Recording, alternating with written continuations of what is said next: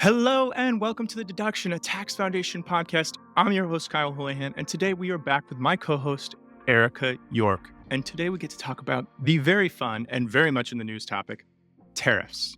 Erica, I have to know, what are you stocking up on before tariffs may or may not hit, or whatever what is going to happen with tariffs? But what are you getting right now? I added an extra bag of avocados and some extra frozen berries and fresh berries to my grocery order. They can keep in the fridge, and they would definitely go up in price if we put a 25% tax on everything from Mexico.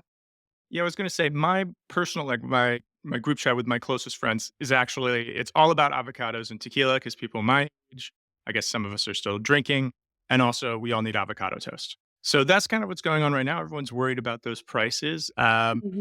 But just kind of could you just give us a general overview right now, like what is going on with tariffs? I know it's the biggest topic, right? Yeah, so this has been a very fast moving news cycle. Friday, we got word from the administration that President Trump did plan to impose 25% tariffs on everything from Mexico, 25% tariffs on everything from Canada, and 10% tariffs on everything from China. We saw the actual executive orders for those over the weekend. But at the very last minute, we got 30-day pauses for both the Canada tariffs and the Mexico tariffs. We also, in the interim, there got a bit of a change on the Canada front where everything except for energy related products, so natural gas, petroleum, electricity, would have been slapped with a 10% tariff. So those are on pause. They could come back here in the next month and we could repeat this cycle again. But tariffs on China did go into effect Tuesday morning, 10% tariffs on everything. That includes Apple products. Those were previously excluded from the first round of tariffs. So I think that's just kind of a big change. And then we've also seen China announce some retaliatory measures against a limited number of US exports. So how will those retaliatory tariffs like affect the US? How does that work? So they increase the cost of US exports for Chinese consumers, which means Chinese consumers will purchase less of them. Because they are targeted at things that we don't export a lot of to China, I don't think it'll be a huge noticeable effect. They were targeted at like agricultural equipment and machinery, large vehicles. Most Chinese consumers right now are buying Chinese produced EVs, so it's not a huge impact. But we could see it, escalate and grow more broad, like we did in the first Trump administration when China just stopped purchasing all U.S. ag exports like soybeans and pork. So if something like that escalated, then certain sectors in the U.S. would definitely feel the pain a lot more. And so, one thing to kind of transition here, I've seen a lot online is that these tariffs are bigger and broader. These potential tariffs are bigger and broader than they were before. And we had tariffs in Trump's first administration. Could you kind of break that down for people that these tariffs are a much larger proposal? Yeah. So if we look at what Trump targeted in the first administration, it was mainly imports from China. And at the time, hit about two-thirds of imports from China. We also did some tariffs on various categories of products like washing machines and solar panels, steel and aluminum. But for the most part, it was pretty contained to China. And even then, it didn't hit everything from China. What we're talking about now are broad, universal tariffs on all imports from our top three trading partners. So this would hit potentially 3 to 4 times as much trade as the first trade war did. Now, we've seen pauses on some of those, but even with China, the scale now is larger because it's hitting all imports from China. There's another way that I think this is different and more extreme too. If you look at the process behind the tariffs. So in, 2017, the Trump administration announced investigations. Those took place over the period of almost, like several months to a year. Then the investigation findings would be released and there would be a notice and comment period. And we saw these lists of here's what we're thinking of putting tariffs on. Then the lists would get revised. And this all took place over the course of like 2 years. What happened over the weekend was an executive order that then took effect a couple of days later. So just the speed here is a lot different this time too. So wait, I want to touch on that process real quick. That maybe just even the threat of tariffs can cause economic problems. Could you talk about how just a threat could affect the economy? Yeah, so we know tariffs themselves as a tax are harmful. But the threat of tariffs can have an economic cost too. And this is related to the uncertainty that tariffs and the potential of them create. So if there's this economic term and there's this index that measures it, and it's called trade policy uncertainty. You can also look at economic policy uncertainty. We usually see it spike when there's like a big disaster or there's a big economic downturn and people aren't sure what's going to happen, what the policy response is going to be. But we're seeing it now spike to levels that we haven't seen since the 2018-2019 trade war. And those levels hadn't been seen in decades. They were unprecedented. And so, what happens when you create uncertainty is that it kind of acts like a tax itself. If you don't know what the tax treatment of an import is going to be, let's say you're a US auto manufacturer, you've got suppliers in Mexico, you've got subsidiaries across the world. A lot of the trade that you do is actually just intra company. You work on something in one market, you send it across the border, you work on it a little more here. It may cross the border multiple times, dozens of times. If there's gonna be a tax on every time that intermediate good crosses the border, your entire supply chain doesn't make sense right now. So you're in a state of uncertainty. You don't know if your business plans make sense.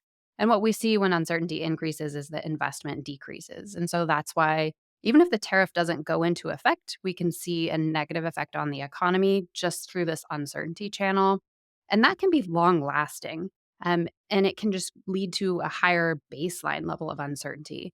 The Trump administration, the first time around, renegotiated our trade agreement with Canada and Mexico. And they set up this new agreement that was supposed to solve a lot of these problems that Trump saw with the relationship between Canada and Mexico. And then one of Trump's first actions in office is to kind of tear that agreement up. So that means our trading partners are going to lose confidence in the reliability of us as a trading partner going forward. If we negotiate a new trade deal with someone, they're going to have a little bit less confidence in that than they would have before these threats took place. So even if, they get delayed again or ultimately are suspended, we should still expect some negative long term effects just from the threats and from the uncertainty it creates going forward. Okay. Now that makes sense. I can see how that would happen. And another thing I want to hit on here is, something we talk about is tariffs are distortionary and regressive, and they do raise prices on U.S. businesses and consumers. But could you kind of break that down in plain English, particularly the distortionary and regressive part? I think people don't really know what that means. So could you explain that? Yeah. So a tariff is just a tax on an imported good. So if I want to buy something and I have to bring it in, or if I'm a business and I source something, let's say it cost $100, now we put a 10% tax on it. Now it essentially costs me $110. So it increases costs. And the reason that's distortionary is because it discourages you from purchasing what you would have wanted to otherwise. It may lead you to substitute towards something that you wouldn't have chosen but now is like a second best choice given the tax. And what we tend to see is that tariffs lead to more activity in areas where we're not as cost effective. So we may increase production of things that we aren't the best at producing just because there's a tax that discourages us from buying it from the lowest cost producer. And so that's one of the distortions we see. It also creates what you can call like a protected domestic market. So domestic businesses now get to enjoy higher profits because there's this wall up against their competition. And they're not getting those higher profits because they're coming up with a better way to serve their customers, they're innovating, they're creating a new technology. They're getting these higher profits just because there's a tax in place that lets them charge more. So that's another way that we can see inefficiency. As far as regressive, that means that tariffs create a higher tax burden on working class Americans, on poorer Americans, and middle class households than they do on wealthier households. So if you think about like how much income people at different income levels have and how much of that they have to spend versus how much they have to save, you see a pattern across the income level. Lower income households typically don't have very much left over, if any at all, to save at the end of the day, at the end of the year. They are consuming all of their income. Wealthier households don't consume all of their income. They can pay for what they need, they can pay for their necessities, their luxuries, and then they also have a lot of money left over to save. Tariffs hit consumption, they're a tax on consumption. So if you're consuming more of your income, And if you're consuming more tradable goods, which lower and middle income households tend to do, then you are bearing more of the burden just because your sources of income, the way you spend your income, is being hit by the tax more often than a higher income household. So that's why we see, like, if you look at one of the charts that we've produced, it shows how much after tax income will shrink by different income levels. The top 1% sees a smaller negative effect from tariffs than everybody else does. And I also saw this in one of our studies. It said that nearly 100% of like the pass through of the 2019 trade war that Trump had, that passed on to U.S. consumers and businesses. Does that line up with what you are talking about here? Yeah. So the pass through question is whether the economic burden of the tax falls on the US economy or also falls on the foreign exporting business. Theoretically, you could have a situation where, say, I'm a foreign business, I'm selling a good into the United States for $100, and now there's this 10% tax. I want to remain competitive. So instead of selling my good for $100, I'm going to sell it into the US for $95. So I lower my price to offset a little bit of the tariff burden. That means I'm paying the economic cost of the tariff. So even though the price will go up in the US economy because of the tax, I'm taking a little bit of that hit by lowering my price. Now, theoretically, that can happen, but that's not what we saw play out in the 2018-2019 trade war. Instead, we saw those prices remain the same, which means all of the tariff passed through to the US side. The importer paid the same price for the goods that they were buying, plus they paid the tax on top of that. Now, whether they could pass that down onto their retail consumers or whether that ate into their bottom line, that kind of varied by business, but the burden stayed in the US economy. One of the reasons for that is because the US is important, but we're not the only market in the world. And so a foreign exporter isn't just going to lower their price for the US if they could get a higher price for that good somewhere else. And there are a lot more consumers outside of the United States than there are consumers within the United States. So we don't have this perfect power to be able to force foreigners to lower their prices. Instead, we really end up bearing the burden of tariffs. So then I know that you've done some modeling on what, Trump has proposed and what's been paused, and it's been a whole mess and very confusing. But could you just kind of run us through what our numbers say and what could happen based on our modeling at Tax Foundation? So, if all of these tariffs that were promised with the executive orders go into place, it would increase taxes by more than $800 per household on average. Or if you want it in percentage terms, it would be a 0.8% decrease in the value of your after tax income. You factor in the negative economic effect, it's more than a 1% decrease. So, I don't think anyone would sign up and say, like, hey, I'd like a 1% decrease in my pay. So, that's kind of the effect that we're talking about here. With just the 10% China tariffs, the dollar amount is closer to like $145 on average. So the scale really varies here and will depend how much is followed through on. But it's very clear that it would be a tax increase paid for by Americans. It would reduce our income. It would reduce how much we produce here. And ultimately, it would like hurt the U.S. economy.